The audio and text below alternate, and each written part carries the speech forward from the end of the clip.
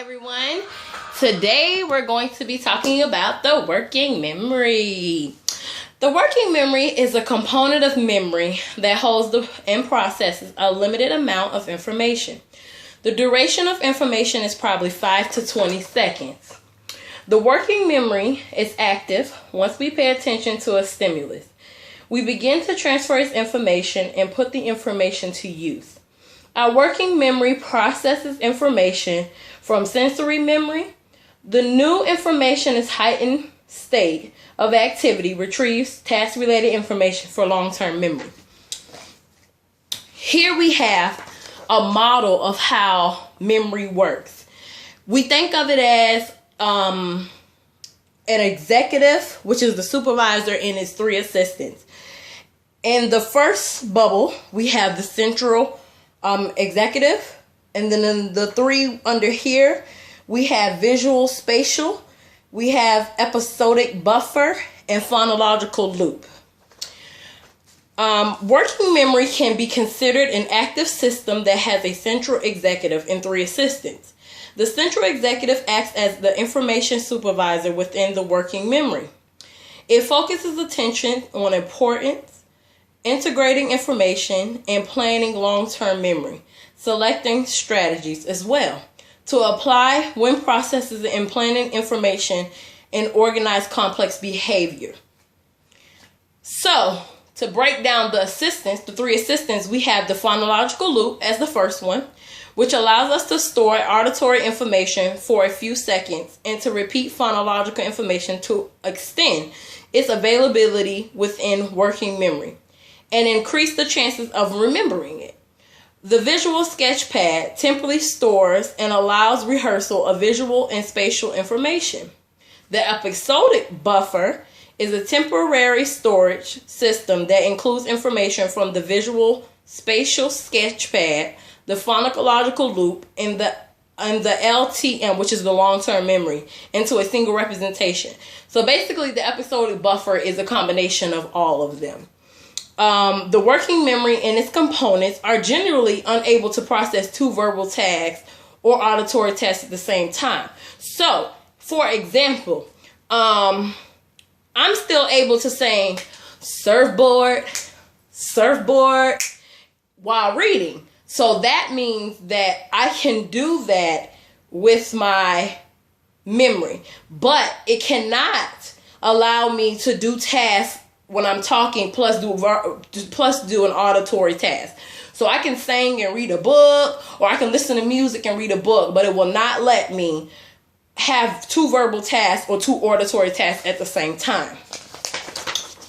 Ooh, capacity and duration. Ooh, how long can you go, baby? Sex. How much is it gonna take? Capacity. Okay, so the working and the capacity and duration. Working memory is finite. Average adults hold only 5 to 9 chunks of data. Recent research suggests that it is not the exact number of items that influence recall, but how many items we have time to rehearse before information fades. We can process shorter words faster than polysyllable words, meaning, like, in my mind, I can, what was the word? I'm looking in the book. Yes, I am.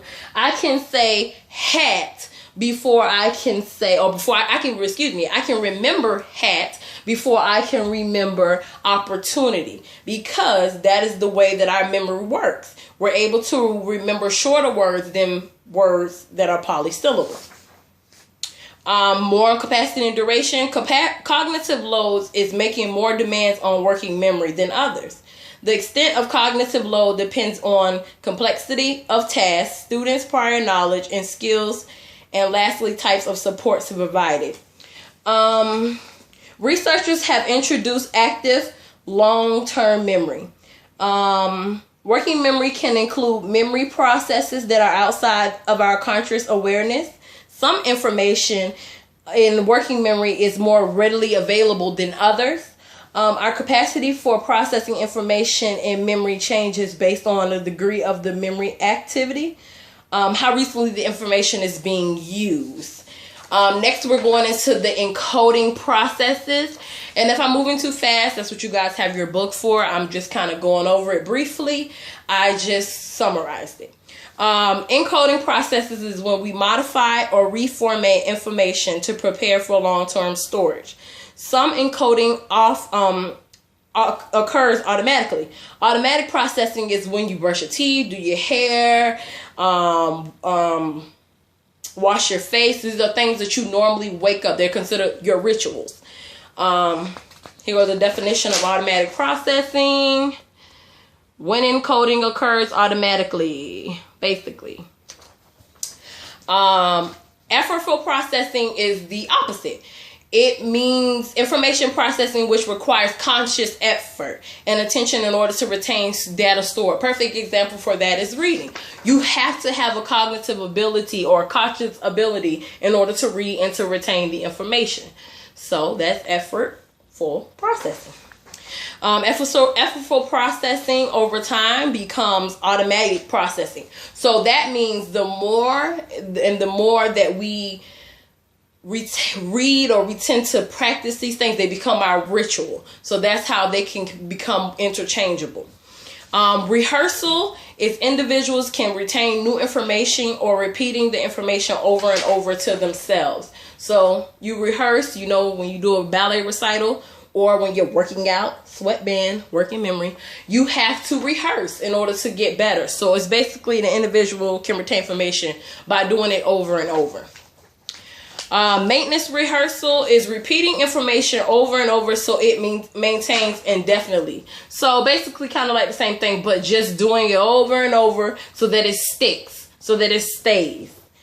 Elaborative rehearsal involves connecting new information you are trying to remember to prior knowledge. Mnemonics, individuals can retain new information by aids designed to help us remember things. So we all know what mnemonics are. We have, what is that one from math? We have the one from math. Please excuse my dear Aunt Sally.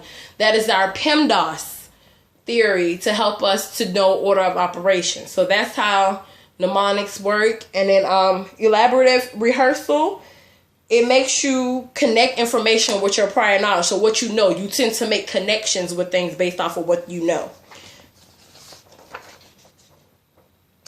Okay. So last but not least, I'm done. My group members have to go. I have organizational strategies. Can also help individuals understanding information. Chunking is grouping individual bits of information in a meaningful way. Hierarchies divide broad conceptuals into narrower concepts and facts. Visual imagery involves conducting mental pictures. So with chunking, you group information into bits and pieces. You group them in bits so that they're meaningful to you. So which way do they help you?